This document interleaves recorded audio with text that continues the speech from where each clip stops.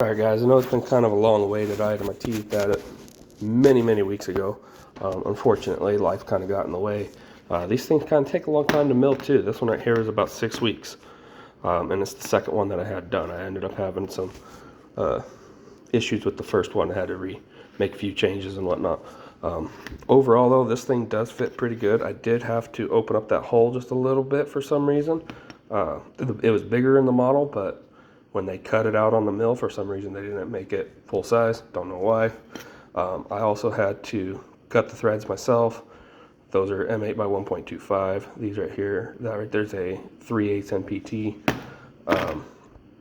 You don't have to do that. I chose to. Not a big deal. I had the taps. It cost me less money. Other than that though, there's really not any post-processing. You can see kind of just overall shape and design of it and whatnot.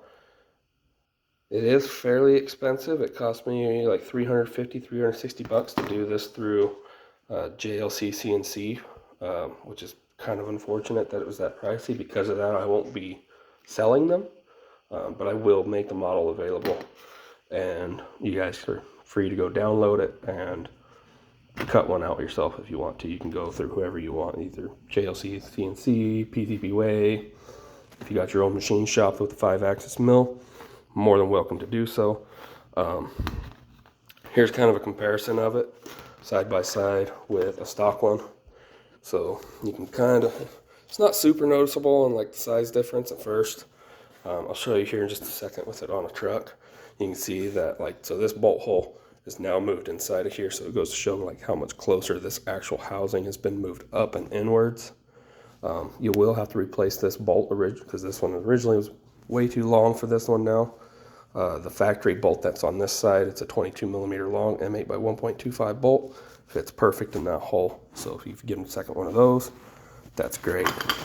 I'll go ahead and show you guys how it fits on a truck or on an engine. This right here is my 94 4Runner. I'm doing a 2UZ swap on it. As you can see, I did not cut the core support, and I wanted to retain air conditioning, full-size radiator, and a full-size fan. You can see it's got a pretty big boy down in there. Because here in southern Arizona, cooling is just, you can't sacrifice it. So in order to make that fit, you can kind of see right here's the factory one, and it kind of fits at first, but then you go to put the actual thermostat housing on it for the water outlet, and you can see there's just no way to make that happen, right? It's not gonna fit. So that's why I ended up making this low profile one here. So we go ahead and grab that, stick it down on there. Okay. Now you can see we got lots of room to go ahead and put that water outlet on there. Now that kind of goes to show overall about how much space there is to work with, right? There's quite a bit of work done to this truck to really make this engine fit, and I probably got more room than most people usually will, but that just goes to show how much space that really clears up. A lot of times that factory one probably just won't fit for you guys. I'll screw a nut on that real quick here, and there is one kind of big difference here, and that's because of the angle of this water outlet here. It's kind of sloped upwards a little bit, kind of to match this upper one.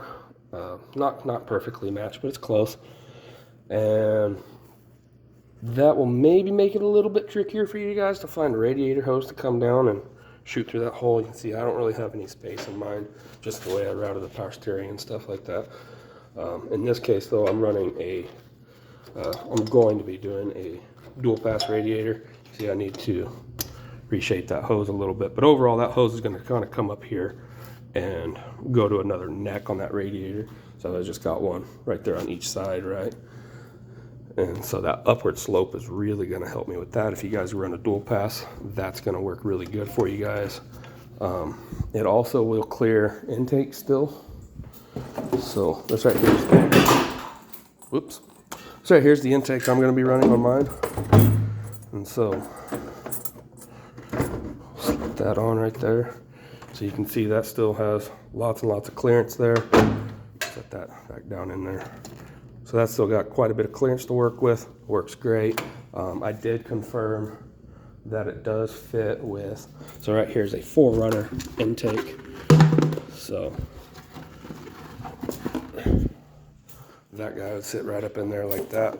It does clear that with a regular hose on it. With this hose that comes up, it doesn't quite, it does rub on it a little bit. You can see I tried modifying it, didn't work right great. And then it also will work with like a Sequoia and a Tundra intake, which is right here. So I did confirm it will clear this style too.